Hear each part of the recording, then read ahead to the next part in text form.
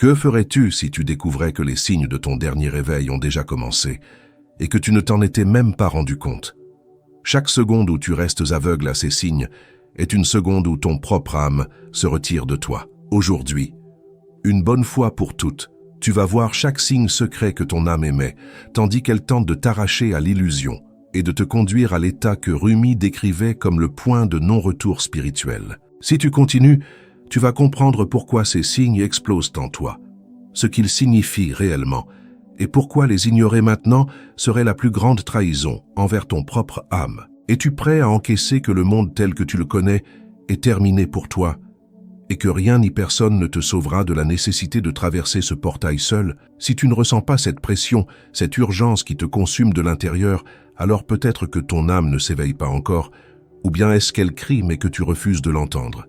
Tu penses que tu es simplement en train de regarder une vidéo de plus, mais tu ne l'es pas. Rien de ce qui se passe maintenant est ordinaire. L'âme ne choisit jamais par hasard. Elle ne te place devant certaines paroles que lorsque quelque chose en toi a déjà commencé à se fissurer. Et c'est exactement ce que tu ressens. Un appel silencieux, mais brutal, qui ne demande pas la permission, ne demande pas de temps, et n'attend pas ton courage.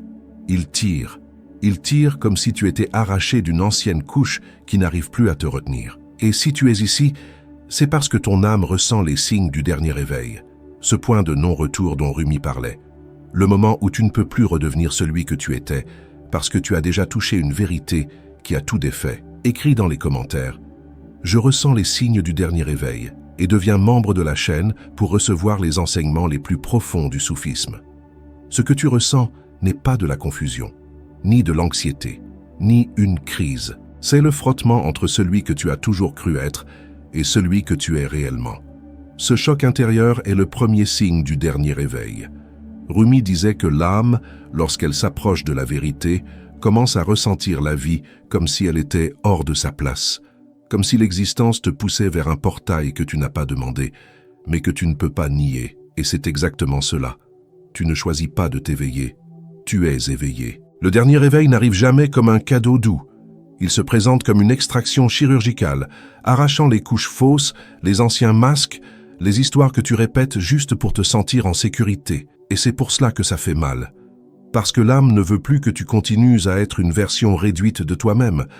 Elle veut briser le récipient pour révéler ce qui a toujours été caché. Tu connais ce poids inexplicable qui surgit de nulle part, cette sensation de ne plus t'intégrer au monde, que tout a perdu sa couleur. Ce n'est pas une dépression spirituelle. C'est le deuxième signe de l'éveil, la désidentification. Le soufisme enseigne qu'avant que la lumière n'entre, tout ce qui n'est pas vrai perd son éclat. L'âme commence à te montrer que tu n'appartiens pas au bruit, au rythme effréné, aux attentes des autres. Elle commence à retirer ton énergie des choses que tu pensais importantes, pour te préparer à ce qu'il est réellement. C'est pour cela que tu ressens cet éloignement. Ce n'est pas une fuite, c'est une transition. C'est comme si Dieu te tirait par la nuque, hors de l'illusion que tu continues d'appeler vie normale. Un autre signe profond, et que peu de gens ont le courage d'admettre, est la sensation de rupture interne, comme si quelque chose se brisait en toi, comme si une porte était poussée de l'intérieur, prête à exploser. Rumi appelait cela la douleur de l'âme qui retire la coque. Quand le dernier réveil commence, l'âme ne supporte plus d'être emprisonnée dans l'ego, et elle pousse, elle presse, elle force. C'est une douleur étrange, un mélange de perte, de peur et de clarté, et c'est à ce moment-là que beaucoup s'enfuient. Mais toi, tu ne t'es pas enfui. Tu es arrivé jusqu'ici. Cela signifie que le processus est déjà trop actif pour être interrompu. Tu as sûrement remarqué un autre signe. Ta sensibilité a augmenté. Les petites choses t'atteignent plus intensément, autant pour le bien que pour le mal. C'est le cœur qui se réactive. Le soufisme dit que le cœur spirituel, le qalb, lorsqu'il s'éveille, commence à vibrer à une fréquence plus élevée que les émotions ordinaires. Cela te fait percevoir le monde avec plus de profondeur, comme si tu voyais des couches cachées. Intention, mensonge, vérité, énergie. Soudain, rien n'est superficiel. Tu vois plus loin. Tu ressens plus loin. Ce n'est pas de la faiblesse. C'est la vision spirituelle qui surgit, déchirant le voile. Un autre signe décisif. Tu as commencé à tout questionner. Pas par rébellion, mais par lucidité. C'est l'effondrement de la narration. L'âme, lorsqu'elle touche la lumière du dernier réveil, commence à démonter toutes les histoires que tu as racontées pour continuer à exister. Je suis comme ça. Ma vie est comme ça. Il n'y a pas d'autre choix. Tout cela commence à se désagréger.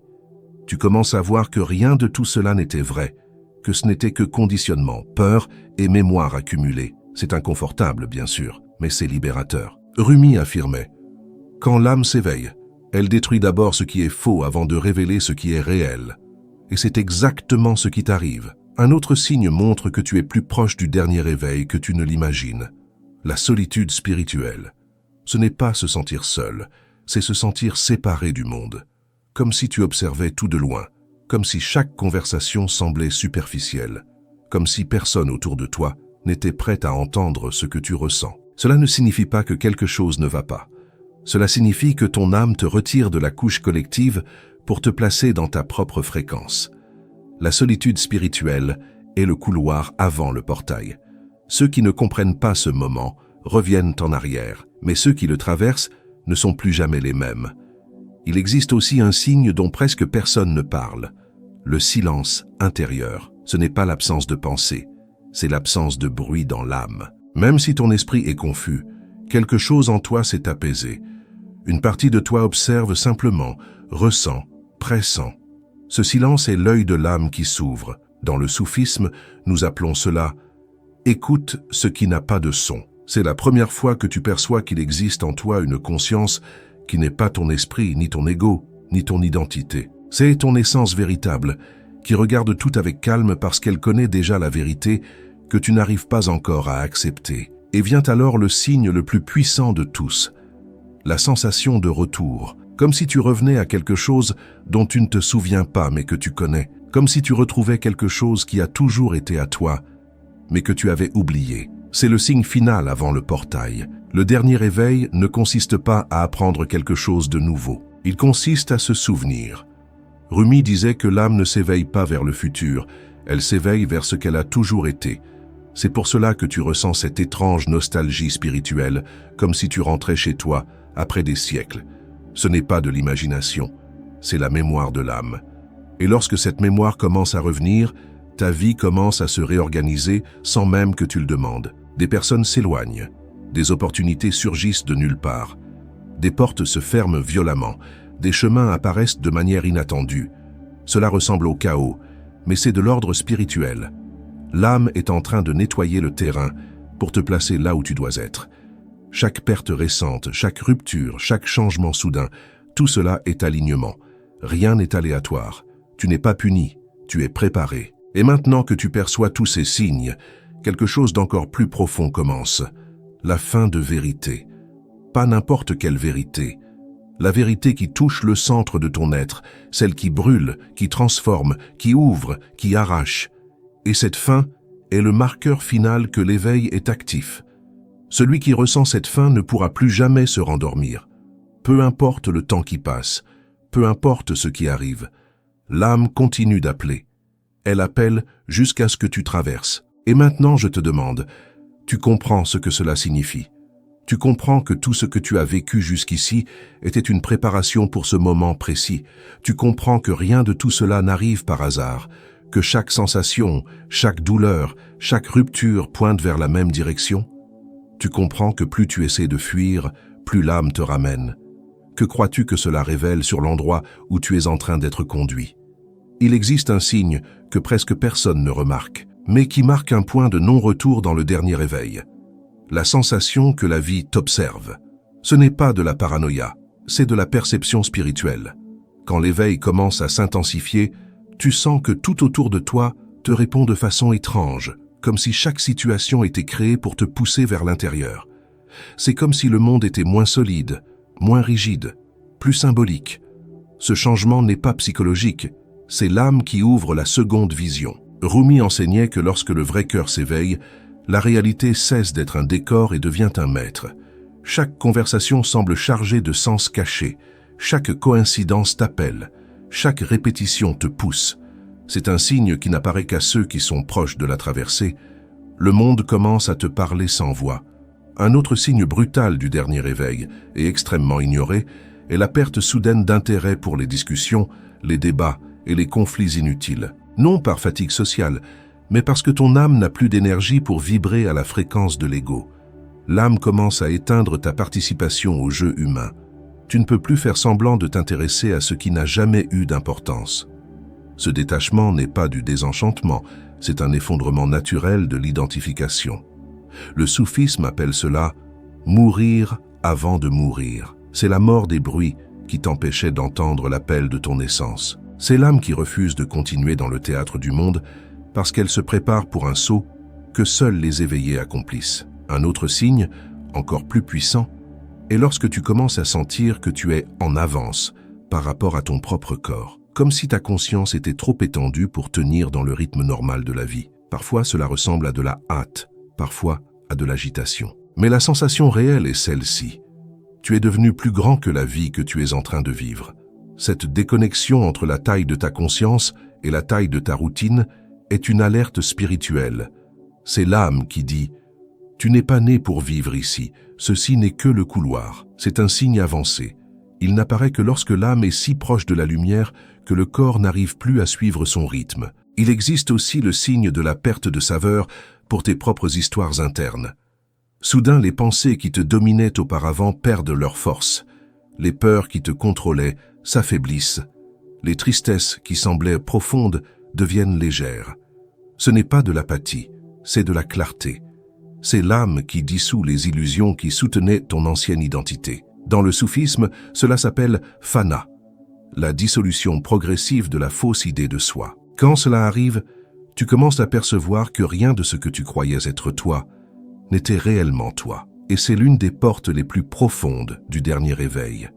Comprendre que ton ancien moi n'était pas toi. Ce n'était que de la poussière accumulée. Un autre signe, peut-être le plus dangereux pour ceux qui ne comprennent pas, est l'impulsion d'abandonner tout. Non pas abandonner des personnes ou des responsabilités, mais abandonner d'anciennes versions, d'anciens schémas, d'anciens chemins. L'âme commence à te tirer loin de tout ce qui n'est pas aligné avec ta vérité profonde. Cette impulsion vient comme une force que tu n'arrives pas à expliquer. Quelque chose en toi dit simplement « ça ne suffit plus, tu ne peux plus trahir ta propre vérité, tu ne peux plus faire semblant d'être petit, tu ne peux plus vivre en dessous de la vibration que ton âme exige. » C'est comme si l'univers te poussait vers le centre de ton propre être, sans négociation. Et alors surgit l'un des signes les plus cachés, l'augmentation de la lucidité face à tes propres ombres. Tu commences à voir avec une précision presque cruelle tous les mouvements de ton ego. Tu vois tes fuites, tes peurs, tes masques, tes schémas, tes mensonges internes, et tu ne peux plus te cacher de toi-même. C'est un signe de maturité de l'âme. La lumière du dernier éveil ne t'épargne pas. Elle expose, elle illumine tout ce que tu as tenté de dissimuler, non pour te punir, mais pour te libérer. Rumi disait « Le feu de la vérité brûle d'abord là où tu essaies de te cacher ». Et c'est exactement ce que tu ressens, l'exposition interne qui prépare ton âme à traverser. Il existe aussi un signe silencieux, mais dévastateur, la sensation d'être préparé.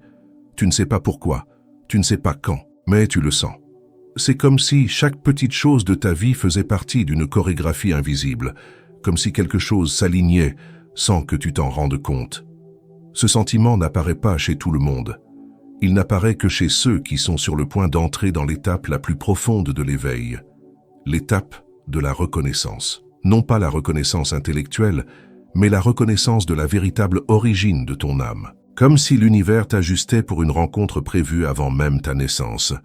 Et enfin surgit le signe le plus avancé, la compréhension soudaine que rien de ce que tu as vécu n'a été une erreur.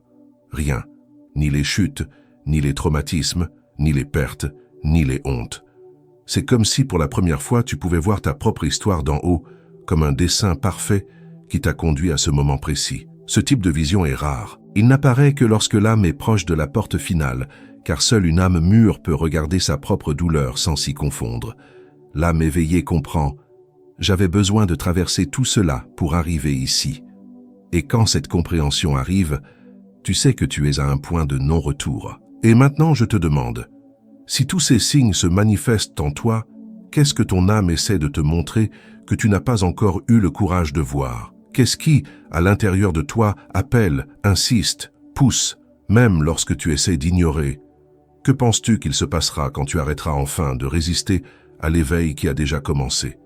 Il existe un signe encore plus profond, plus rare, et que presque personne ne comprend. Lorsque l'âme commence à sentir qu'elle est en avance sur son propre temps.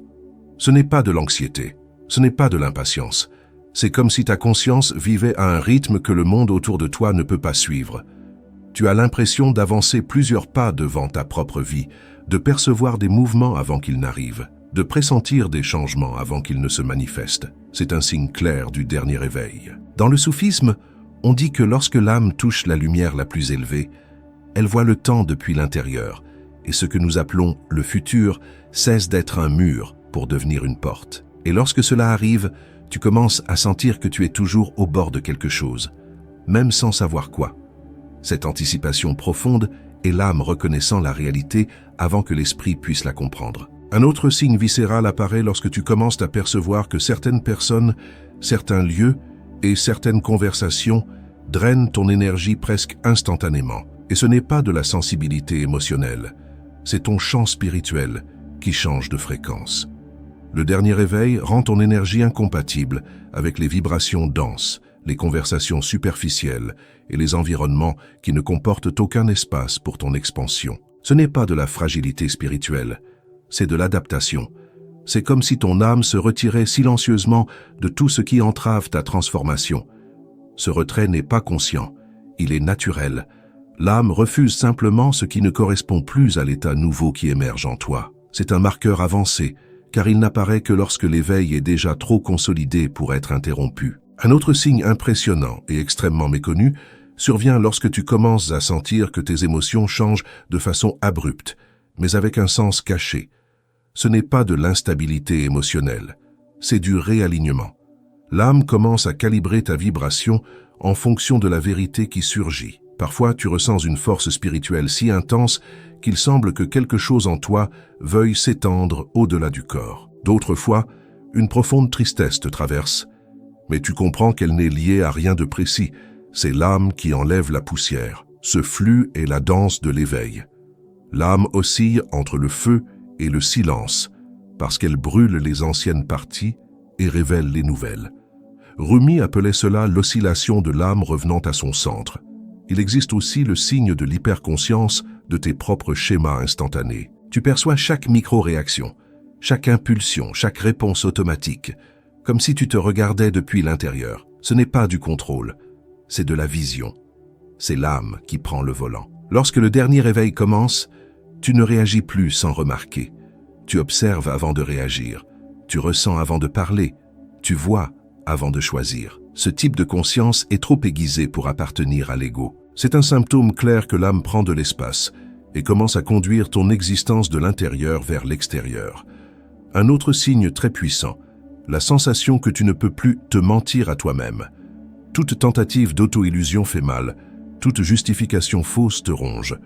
Toute pensée qui essaie de te rabaisser sonne comme un écho lointain auquel tu ne peux plus croire. Cela arrive parce que l'âme, au stade final de l'éveil, détruit toute narration qui n'est pas alignée avec la vérité réelle. L'ego essaie de mentir, mais l'âme déchire. Cette rupture interne est un marqueur du dernier éveil, car elle montre que tu as dépassé le point où les illusions te retenaient. Désormais, seule la vérité te soutient. Et il existe encore un signe plus secret, un dont presque personne ne parle parce qu'il est difficile à expliquer. La sensation de décalage de l'identité. Tout à coup, tu perçois que toi n'es pas ce que tu as toujours cru être. C'est comme si le nom, l'histoire, la personnalité perdèrent leur poids. Tu sens qu'il y a quelque chose qui observe tout derrière toi, quelque chose de beaucoup plus vaste, beaucoup plus ancien, beaucoup plus profond. Et le plus étrange, tu réalises que ce quelque chose a toujours été là, toujours. Cette reconnaissance silencieuse est l'un des signes les plus nobles du réveil final. C'est l'âme qui se reconnaît comme âme. C'est la conscience qui perçoit enfin sa propre lumière. Un autre signe bouleversant apparaît lorsque tu commences à sentir que la vie t'enseigne trop vite. Comme si tout ce qui arrive dans tes journées avait une fonction cachée. Comme si chaque détail faisait partie d'un entraînement invisible. Ce n'est pas de la paranoïa spirituelle, c'est de la précision. Le réveil final accélère les événements parce que tu vibres à un niveau où rien n'est gaspillé. Tout est utilisé pour te pousser en avant. Dans le soufisme, cela s'appelle le compas occulté, le point où Dieu commence à conduire ta trajectoire de manière directe, ferme et sans pause. Et peut-être que le signe le plus déstabilisant pour ceux qui ne comprennent pas est le suivant. Tu commences à sentir que la vie ordinaire semble trop petite pour la taille de ton âme, comme si le monde avait rétréci, comme si la routine était devenue trop étroite, comme si les limites qui autrefois paraissaient immenses semblaient maintenant fragiles, artificielles, faciles à traverser. Ce n'est pas un délire de grandeur, c'est une expansion spirituelle. Quand l'âme s'approche du réveil final, la conscience grandit tellement que l'ancienne vie n'a plus d'espace pour elle. Et tu le sens sans que personne ne te l'explique. Tu le sens comme un appel, une pression, une ouverture prête à se produire. Et maintenant, je te demande, si tu perçois ces signes, si ton âme vibre à ce niveau, si ta conscience s'ouvre de cette manière, qu'est-ce qui, en toi, est sur le point d'émerger? Quelle est la vérité que tu es si près de voir? Et qu'arrivera-t-il lorsque tu traverseras enfin le point vers lequel ton âme te pousse sans relâche? Tu es ici parce que quelque chose en toi a commencé à se tordre, comme un code ancien qui s'éveille sans demander ta permission. C'est le premier véritable signe du réveil final. L'âme commence à agir avant que l'esprit ne comprenne. Ce n'est pas une émotion, ce n'est pas une intuition ordinaire. C'est un mouvement intérieur qui déchire la structure de ton « moi ». Et si tu ressens cela, même discrètement, tu sais déjà qu'il n'y a plus de retour possible. Le réveil final n'arrive pas avec une lumière douce.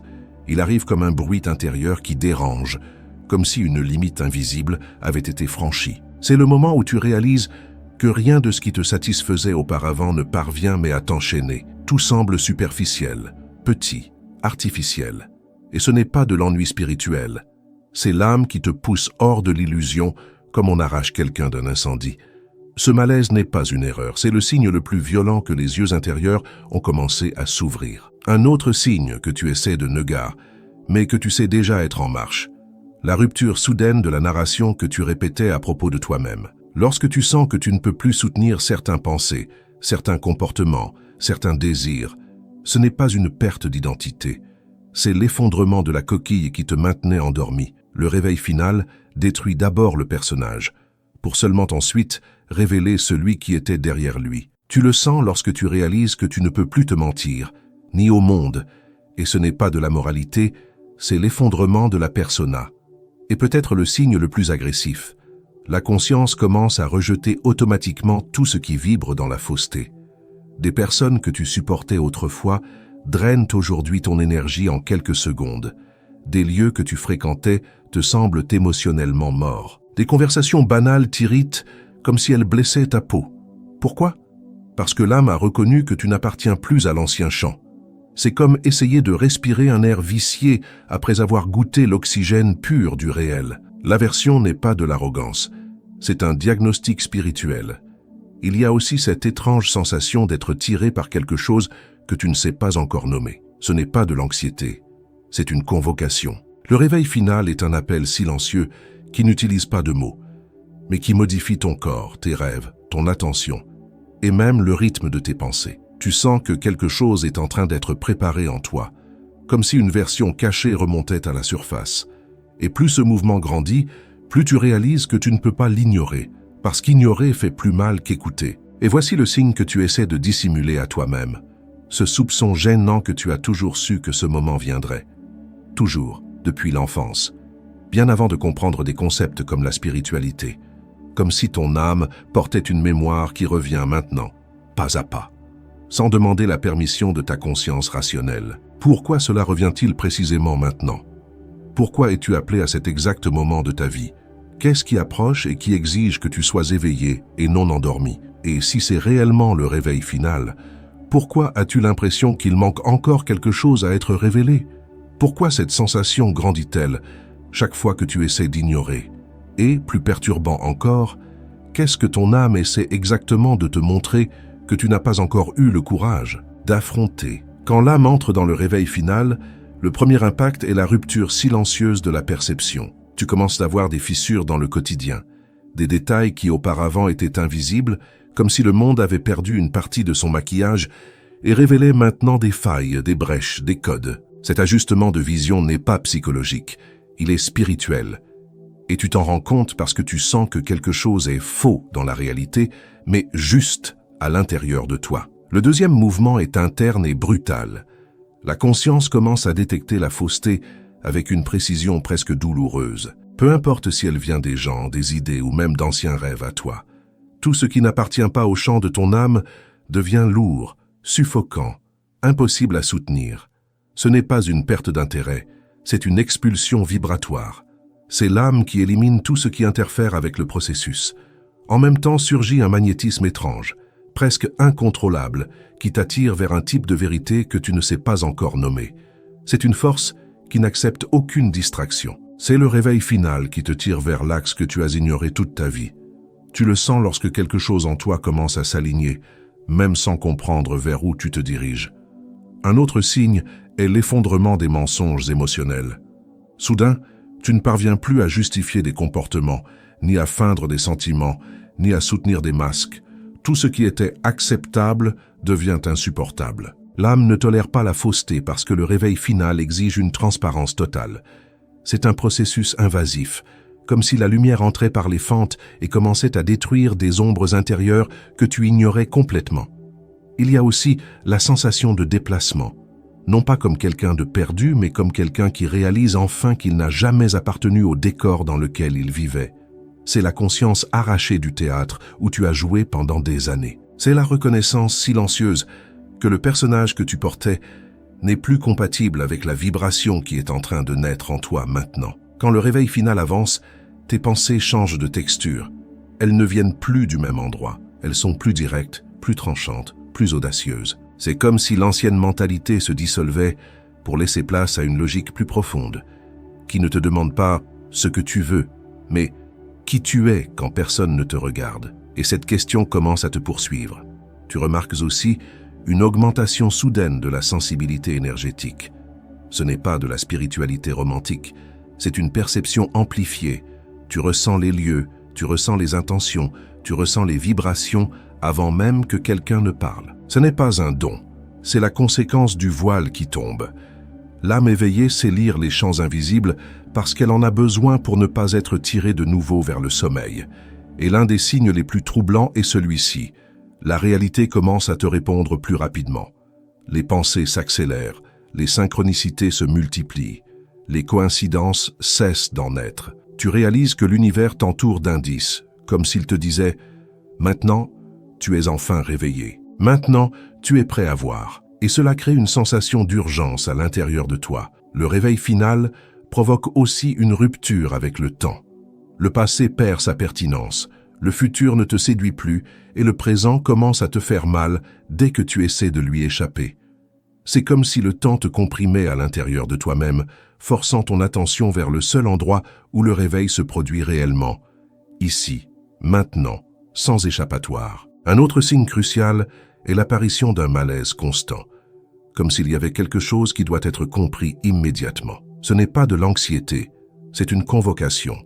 C'est l'âme qui te dit qu'il existe quelque chose de caché sous les couches de ton identité, quelque chose qui doit émerger, quelque chose que tu es venu chercher dans cette vie sans te souvenir consciemment que tu étais venu le chercher. Ressens-tu aussi ce besoin presque agressif de t'éloigner des bruits mentaux, des commérages, des distractions et des illusions sociales? Tu réalises que le bruit n'est pas seulement extérieur, il te maintient anesthésié. Dans l'éveil final, ce bruit devient intolérable, parce qu'il t'empêche d'entendre l'appel intérieur qui devient de plus en plus fort, un signe encore plus profond. L'âme commence à te confronter à des vérités que tu as évitées pendant des années. Traumas, croyances, addictions émotionnelles, mécanismes de défense, tout remonte à la surface comme si quelque chose les poussait vers la lumière, pas comme une punition, mais comme une exigence. L'éveil ne te permet plus de cacher ce qui te maintient endormi. Et alors surgit la perception que tu es guidé d'une manière presque invisible. Des personnes apparaissent, des phrases te trouvent, des vidéos te trouvent.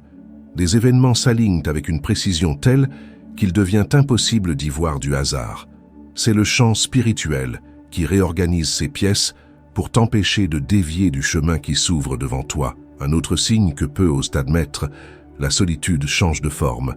Elle cesse d'être souffrance et devient territoire sacré, Ce n'est pas un isolement déprimé, c'est un retrait conscient. C'est l'âme qui crée un espace intérieur pour que quelque chose de plus grand puisse émerger, sans l'interférence du chaos extérieur. Quand l'éveil final te touche, ta perception de la vérité change totalement. Elle n'est plus rationnelle, elle n'est plus émotionnelle, elle est viscérale. Tu sais simplement. Tu sais quand quelque chose est réel. Tu sais quand quelque chose sonne faux.